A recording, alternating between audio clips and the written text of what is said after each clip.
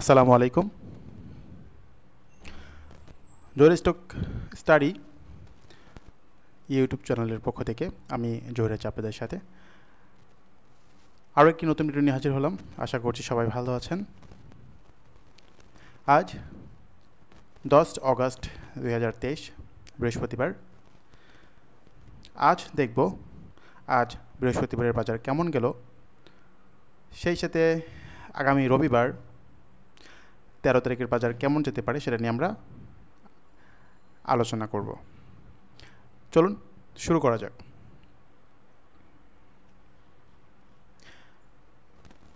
আজ ডিএসসি সূচক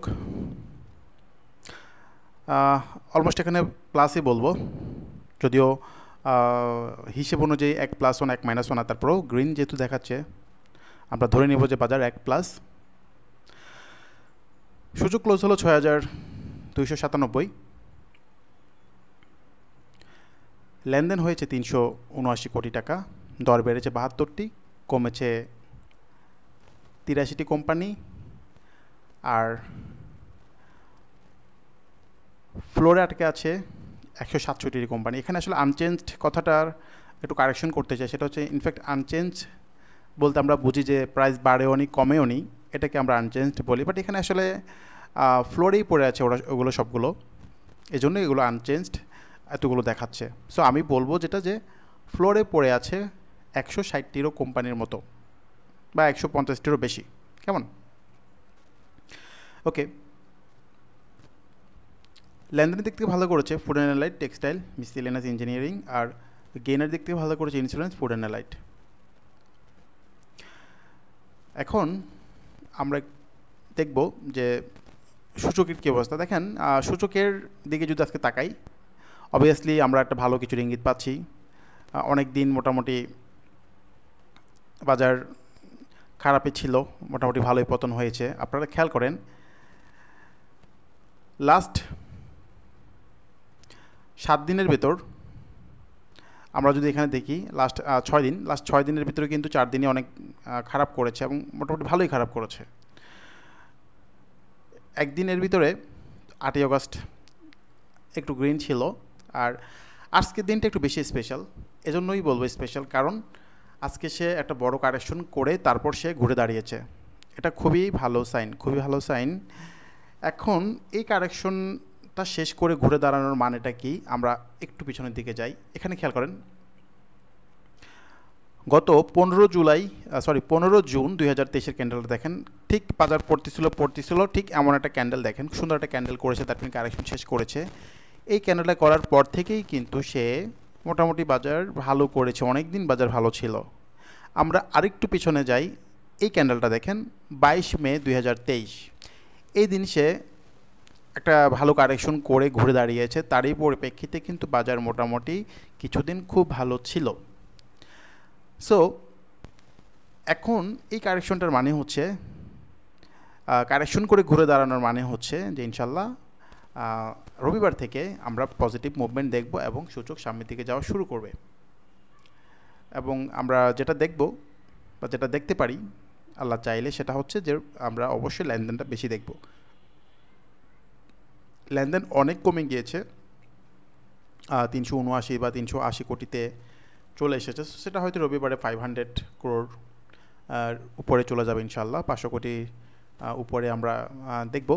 তো একদিন যদি 500 কোটি হয়, আরেকদিন যদি 600 কোটি হয়, এভাবে আস্তে আস্তে যদি বাড়তে থাকে তাহলে বাজার গতিশীল হবে। সো এখন আমরা যদি একটু সূচকের আপট্রেন্ডটা খেয়াল করি, সূচকের আসলে ওকে, সূচক যদি আপট্রেন্ডে যেতে হয় তাকে অবশ্যই 6320-এর উপরে যেতে হবে। 6320 এর মানে হচ্ছে আরও 23 পয়েন্ট বৃদ্ধি পাওয়ার পর থেকে তার আপট্রেন্ড শুরু হবে।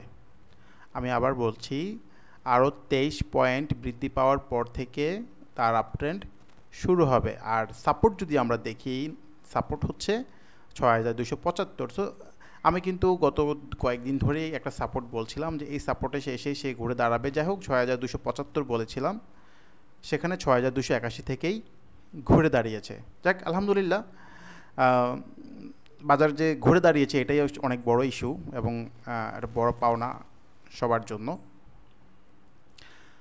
সো এখন যেগুলো লাস্ট কয়েকদিন ধরে খুব বেশি কমে গিয়েছে সেগুলো ইনশাল্লাহ এই বাজারে সবচেয়ে বেশি বিজনেস দিবে। এখানে দেখেন সিনো বাংলাটা আজকে অনেক বেশি কমে গিয়েছিল, লাস্টে কিন্তু খুব সুন্দরভাবে ঘুরেছে, সুন্দর একটা ক্যান্ডেল করেছে, খুবই সুন্দর একটা ক্যান্ডেল করেছে। তারপর এখানে আমরা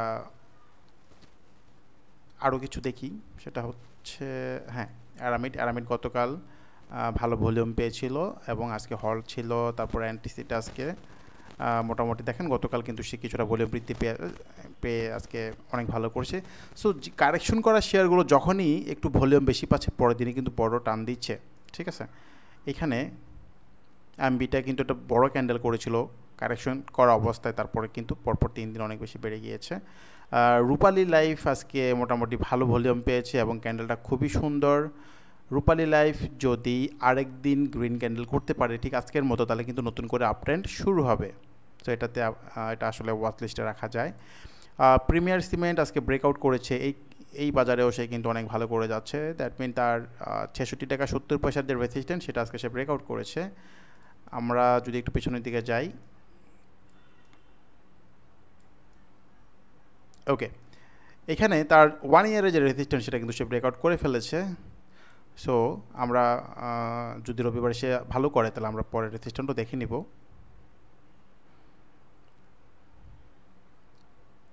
জেড ক্যাটাগরির ভিতরে ইমাম বাটনটার অবস্থা খুবই ভালো, পরপর 2 দিন ভালো ভলিউম পেয়েছে, আজকে দোজি ক্যান্ডেল করেছে। ইমাম বাটন আপাতত 142 পর্যন্ত যেতে পারে এবং এটা যদি ব্রেকআউট করে ইমাম বাটন হয়তো একটা বড় কিছু করে ফেলতে পারে।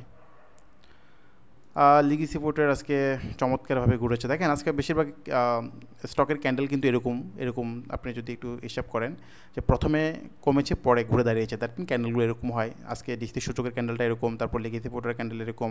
আমি আরও কয়েকটা ক্যান্ডেল এরকম দেখাই, যে সেটা হচ্ছে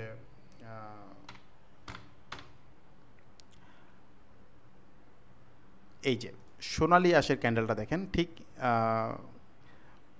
লিগেসি ভোটারের মতোই দেখেন কত সুন্দর একটা ক্যান্ডেল। সো এই ক্যান্ডেলগুলো যখন হয় পরের দিন কিন্তু খুব ভালো একটা মুভমেন্ট করে। হ্যাঁ, আপনি অনেকগুলো স্টকের আজকে এরকম ক্যান্ডেল পাবেন যে প্রথমে কমেছে পরে ঘুরে দাঁড়িয়েছে। সো সোনালি আঁশের মোটামুটি টাইম হয়ে আসছে এখান থেকে সেকেন্ড রাউন্ড শুরু করার জন্য। দেখেন ফার্স্ট রাউন্ড যখন সে শেষ করার পর সে কী করে, এখানে কিছু মোটামুটি প্রায় 15 দিনের মতো সে এখানে কারেকশন করেছে। হ্যাঁ, এখন এখান থেকে সে যখন আবার শুরু করবে ইনশাল্লাহ এখান থেকে ভালো গ্যাপ দিবে, স্পেশালি এটাতে নজর রাখা যায় কিন্তু। তো আমরা আরও 2-1টি স্টক দেখি যেগুলো মোটামুটি এর অবস্থা ভালো আছে।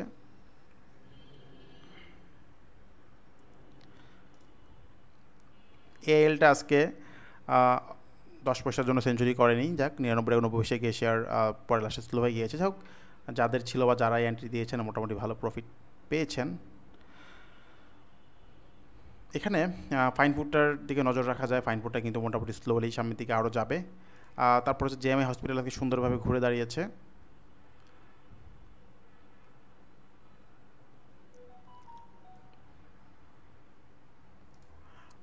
বঙ্গজটাও আজকে মোটামুটি লাস্টে ঘুরে দাঁড়িয়েছে। তারপর এখানে আমরা যদি দেখি আর কি আছে এখানে,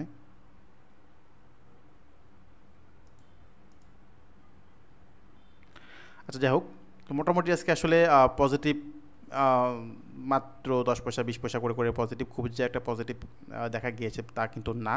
তবে অনেক স্টক আজকে ঘুরে দাঁড়িয়েছে যেগুলো কিনা মোটামুটি ভালো করতে পারে। আরডি ফুডের অবস্থা খুব ভালো, এখান থেকে একটা ভালো মুভমেন্ট আমরা দেখতে পারি আরডি ফুডের। সো যাই হোক, এখন যেটা করব সেটা হচ্ছে লো পেইড নিয়ে এবং আগামী রবিবারের জন্য ওয়াচ লিস্ট, এই দুটো মিলিয়ে একটা ভিডিও করব, সেটা ইনশাল্লাহ হয়তো আগামীকাল শুক্রবার একটা ভিডিও করব, যে 2-3টি লো পেইড স্টক সাজেশন করব, সেই সাথে 2-3টি অন্যান্য স্টক থাকবে যেগুলো কিনা আমরা আগামী সপ্তাহের জন্য ওয়াচ লিস্টে রাখতে পারি। সো আজকের মতো এখানে শেষ করছি, সবাই অনেক বেশি ভালো থাকবেন। আল্লাহ হাফেজ, আসসালামু আলাইকুম।